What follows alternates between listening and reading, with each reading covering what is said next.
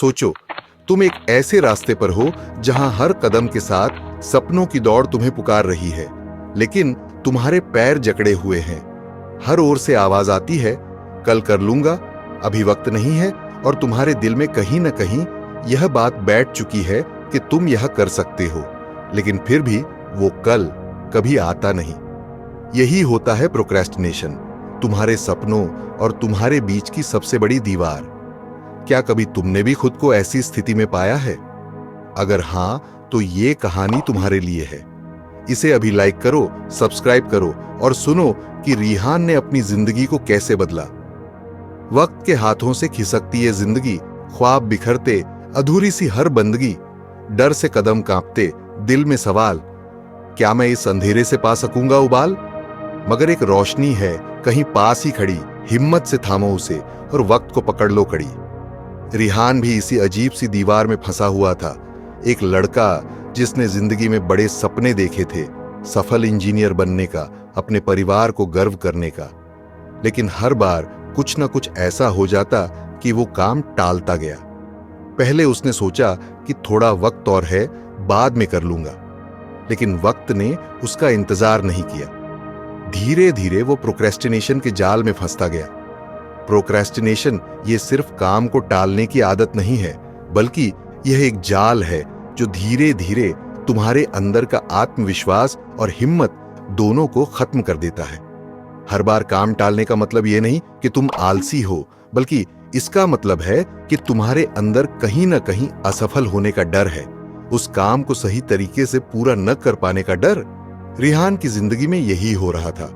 उसने कई बार अपने कॉलेज के प्रोजेक्ट्स को शुरू करने की कोशिश की, लेकिन हर बार उसे कोई ना कोई बहाना मिल जाता। वो सोचता, कल से पूरी मेहनत करूंगा, लेकिन वो कल कभी नहीं आया। और यही नहीं, जब एग्जाम का वक्त आया तो वो खुद को असफल महसूस कर रहा था, क्योंकि उसने तैयारी भी आखिरी वक्त तक टाल रखी थी। इस टाल मटोल ने रिहान को एक ऐसे मोड़ पर ला दिया था जहां से लौटना मुश्किल लग रहा था। रिहान समझ चुका था कि अब और देर करना उसके लिए घातक होगा।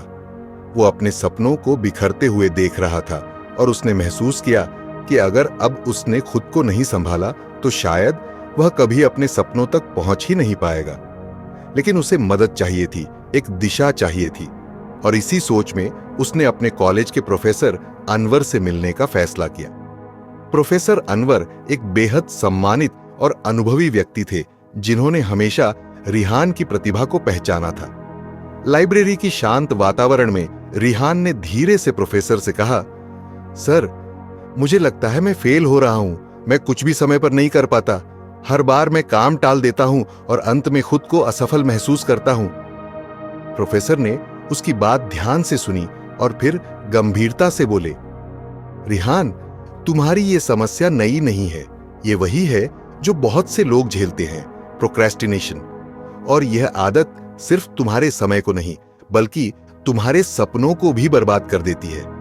लेकिन अच्छी बात यह है कि इसे हराया जा सकता है अगर तुम सही तरीके से इसे समझो और उससे लड़ने का संकल्प करो। पहला कदम, काम को छोटे छोटे हिस्सों में बांटो। जब कोई काम बहुत बड़ा लगता है तो उसे छोटे हिस्सों में बांटना शुरू करो। इससे तुम खुद को बोझिल महसूस नहीं करोगे और धीरे धीरे हर छोटे कदम को पूरा करने का आत्मविश्वास पाओगे। दूसरा कदम, ये एक ठोस शेड्यूल बनाओ। दिन का एक स्पष्ट कार्यक्रम बनाओ। इससे न सिर्फ तुम्हें काम समय पर खत्म करने का मकसद मिलेगा, बल्कि इससे तुम्हारे भीतर अनुशासन भी आएगा।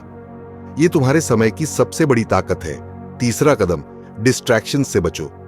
सबसे बड़ा दुश्मन है ध्यान भटकाने वाली चीजें, मसलन मोबाइल, सोशल मीडिया। जब तुम किसी महत्वपूर्ण काम पर हो तो खुद को इनसे दूर रखो, ताकि तुम्हारा फोकस सिर्फ तुम्हारे काम पर हो।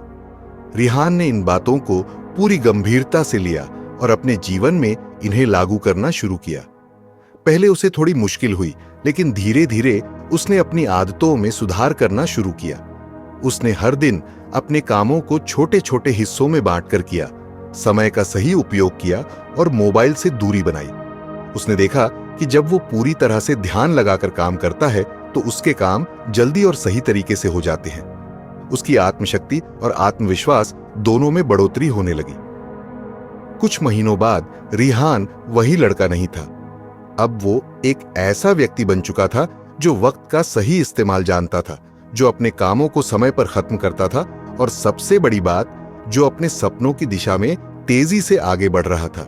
उसे एहसास हुआ कि वक्त की कीमत वही समझ सकता है जो उसे सही तरीके से इस्तेमाल करना जानता है। वक्त की रेत है फिसलती हर पल, थाम लो इसे वरना छूट जाएगा कल। हर सपना है तेरे कदमों में बसा, बढ़ा कदम, हर मुश्किल होगी ध्वस्त। रिहान की यह कहानी सिर्फ उसकी नहीं है, यह हम सभी की कहानी हो सकती है।